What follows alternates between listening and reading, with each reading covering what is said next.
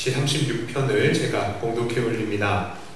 악인의 죄가 그의 마음속으로 이르기를 그의 눈에는 하나님을 두려워하는 빛이 없다 하니 그가 스스로 자랑하기를 자기의 죄악은 드러나지 아니하고 미워함을 받지도 아니하리라 하미로다. 그의 입에서 나오는 말은 죄악과 속임이라 그는 지혜와 선행을 그쳤도다. 그는 그의 침상에서 죄악을 꾀하며 스스로 악한 길에 서고 악을 거절하지 아니하는도다. 여호와여, 주의 인자하심이 하늘에 있고 주의 진실하심이 공중에 사무쳤으며 주의 의는 하나님의 산들과 같고 주의 심판은 큰 바다와 같으니이다. 여호와여, 주는 사람과 짐승을 구하여 주시나이다. 하나님이여, 주의 인자하심이 어찌 그리 보배로우신지요. 사람들이 주의 날개 그늘 아래에 피하나이다. 그들이 주의 집에 있는 살찐 것으로 풍족할 것이라. 주께서 주의 복락의 강물을 마시게 하시리이다. 진실로 생명의 원천이 주께 있사오니 주의 빛 안에서 우리가 빛을 보리이다. 주를 아는 자들에게 주의 인자하심을 계속 베푸시며 마음이 정직한 자에게 주의 공의를 베푸소서.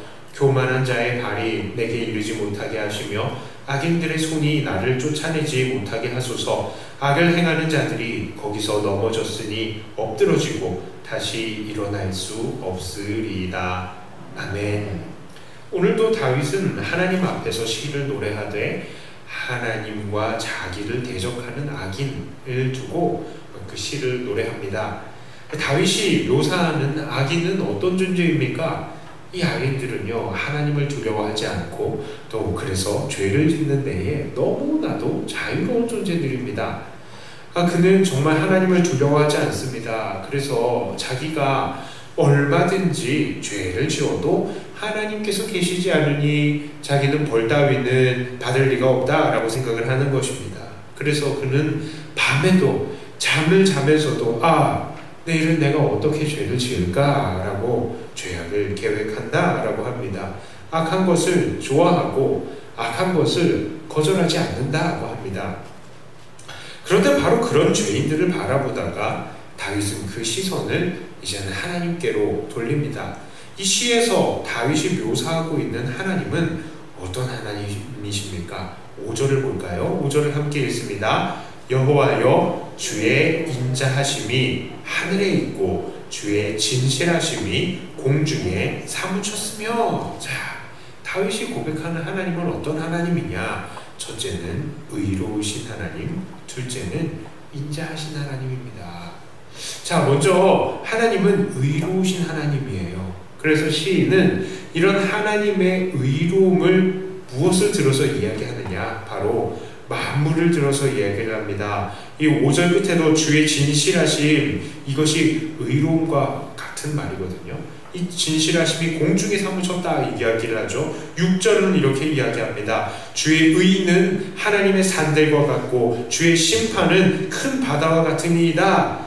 여호와여, 주는 사람과 짐승을 구하여 주시나이다. 주의 의, 심판, 그리고 그 뒤에 나오는 이 구하여 주신다, 전부 다 의로우심과도 관계가 있는 건데요.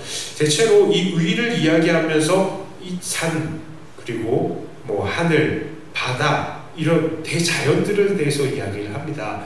왜 이 의를 이 대자연과 비유하느냐? 이 대자연은 크죠. 그러니까 하나님의 의가 큽니다. 이 정도로도 고백을 할 수 있는 것이지만 사실 다른 시들을 보면 이 대자연들에 무엇이 녹아져 있느냐? 바로 하나님의 법칙이, 규칙이 이 대자연에 드러나 있는 거예요. 그래서 변함이 없이 이 규칙이 여전한 것입니다.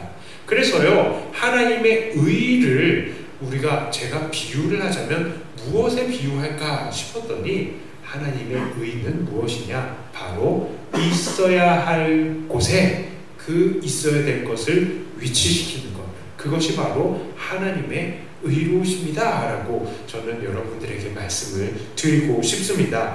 왜 이것이 의로운 것인가 생각을 해보십시오.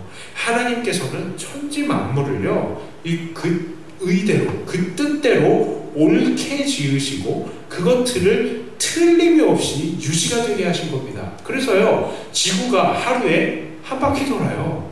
한 바퀴를 자전을 합니다. 그리고요, 1년에 한 번 태양을 공전합니다. 그런데요, 요 지구의 각도가 조금만 틀어졌다, 완전히 이 세상은 달라지는 거예요.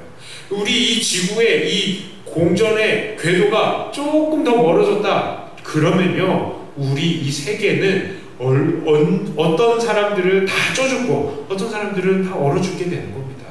그런 거예요. 그러니까 하나님의 법칙이 정확한 겁니다. 있어야 될 때에 있어야 될 곳을 위치시키는 것입니다. 그것이 바로 하나님의 오르심, 만물을 제 자리에 두시는 하나님의 옳은 법칙이고, 이 옳은 법칙이 의로움과도 연결이 되는 겁니다. 하나님의 의는 무엇입니까? 우리가 해야 될 것을 하는 것이고, 하나님께서 우리에게 원하시는 것들이 이루어지는 것들이 의로운 것이고요, 또 하나님께서 하셔야 되는 것을 행하는 것이 하나님의 의로움이신 것입니다. 자, 특별히 여기서 6절에서는요, 주께서 사람과 짐승을 구하여 주신다라고 하셨는데, 이것은 해방하다, 구출하다라는 뜻도 있지만 이것도 의롭다는 의미가 있어요. 자, 그러니까 하나님께서는 죽을 수밖에 없는 만물과 사람들을 구원하심으로, 즉 죽음의 자리에서 생명의 자리로 위치를 시킴으로써 하나님의 의로우심을 나타내셨다라는 것입니다. 하나님은 어떤 하나님이시냐? 생명을 주시는 하나님이시기 때문에 그를 이렇게 피하는 그의 소유되는 것들의 생명의 자리에 위치시키는 것입니다. 그게 그래서 하나님의 구원하심이며 하나님의 의로움이십니다 라는 것입니다. 자, 이것이 바로 하나님의 의로우심이고요. 또한 하나님은 어떤 하나님이시냐? 하나님은 인자하신 하나님이십니다. 그래서 7절과 8절부터 9절에 이렇게 이야기하죠. 하나님이여, 주의 인자하심이 어찌 그리 보배로우신지요. 사람들이 주의 날개 그늘 아래에 피하나이다. 그들이 주의 집에 있는 살찐 것으로 풍족할 것이라. 주께서 주의 복락의 강물을 마시게 하시리이다. 진실로 생명의 원천이 주께 있사오니 주의 빛 안에서 우리가 빛을 보리이다. 자, 하나님께서는 어떻게 인자하십니까? 하나님은요, 우리의 피난처가 되십니다. 주께 피하는 자들을 거절하지 않으시고 맞아주십니다. 그리고 주님의 그 날개 그늘 아래, 그 주님의 집 안에서 풍족하게 먹고 마시게 하십니다. 생명을 주시는 것입니다. 주의 안에서 빛을 보게 하시는 것입니다. 이것이 바로 우리 하나님의 인자하심인 거예요. 자, 이제 다윗은 이렇게 의로우시고 인자하신 하나님께 나아가서요, 이렇게 호소를 하는 겁니다. 10절부터 12절까지죠. 주를 아는 자들에게 주의 인자하심을 계속 베푸시며 마음이 정직한 자에게 주의 공의를 베푸소서. 하나님의 인자하심과 의로움을 이제 나한테 베풀어 달라는 겁니다. 자, 그러면서 교만한 자의 발이 내게 이르지 못하게 하시며 악인들의 손이 나를 쫓아내지 못하게 하소서. 악을 행하는 자들이 거기서 넘어졌으니 엎드러지고 다시 일어날 수 없으리이다. 자, 이게 뭐냐면요, 악인들의 손이 나를 쫓아내지 못하게 하소서. 이건 뭐냐면 나는 하나님께 피한다는 이야기죠.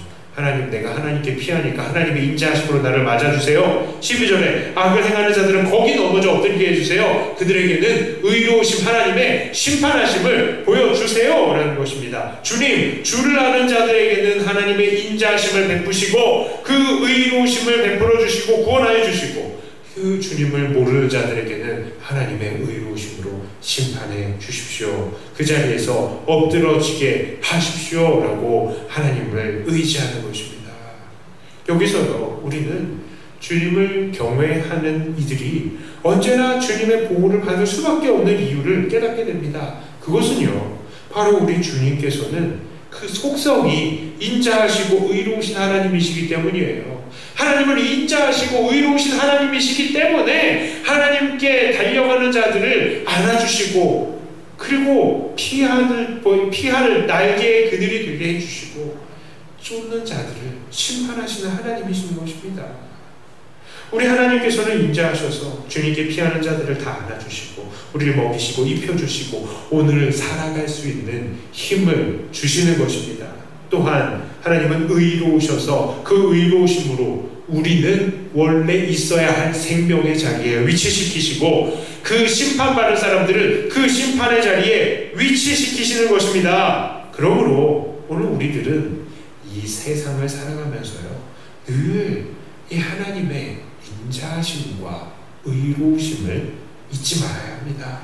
세상에서의 악인들은 오늘도 득세를 하고 있고요. 그 악인들은 계속해서 우리들을 넘어뜨리려고 유혹하기도 하고 핍박을 하기도 합니다. 그래서 우리가 그들과 함께 있으면 어찌하고 답답하죠. 그러나 우리가 기도하며 하나님의 인자하심과 의로우심을 간구할 때에 하나님은 인자하심으로 우리들을 받아들이시고 그 의로우심으로 우리와 악인들이 있어야 할 곳들을 구분하시고 위치시키는 것입니다. 이것이 불변하시는 하나님의 속성인 것입니다. 속성, 그럴 수밖에 없다고요. 그럴 수밖에 없다고요.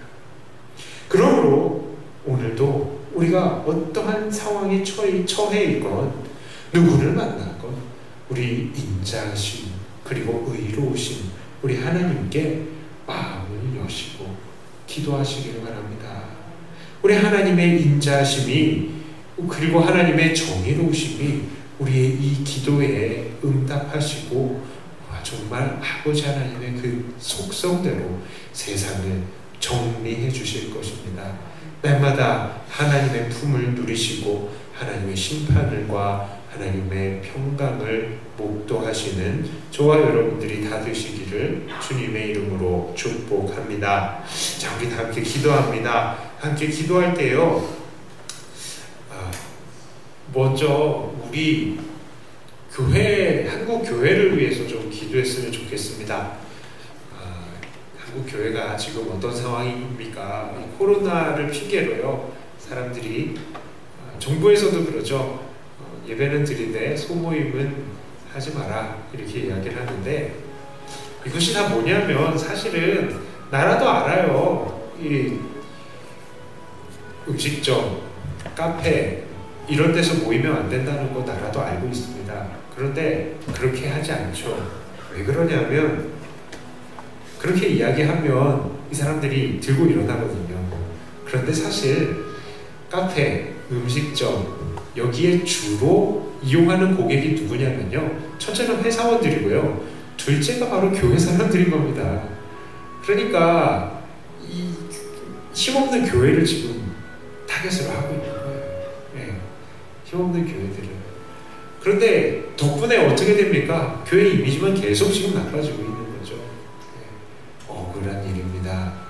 하나님, 그러나 이 모든 부분에 있어서 하나님의 정의로우심이 좀 드러나서 우리 교회가 있어야 될 자리에 위치가 되고 또한 이 세상의 이 다른 잘못된 시선들도 좀 하나님께서 정리해 주시고 하나님이 어려운 순간에도 아버지 하나님을 의지하는 자들에게 하나님 은혜로 품어주시옵소서. 조국 교회를 위해서 그리고 이것을 위해서 또 앞장서서 분투하고 있는 또 많은 사람들을 위해서 하나님 의로우시고 그리고 인자하신 하나님의 인자하심과 의로우심을 오늘 우리 교회에 한국 교회에 베풀어 주시옵소서. 세계 교회에 베풀어 주시옵소서. 우리 교회들을 위해서 마음을 모아서 기도하도록 하겠습니다. 하나님 아버지 감사합니다. 아버지 하나님께서 우리를 붙드시고 우리 한국 교회, 우리 세계 교회 이 코로나로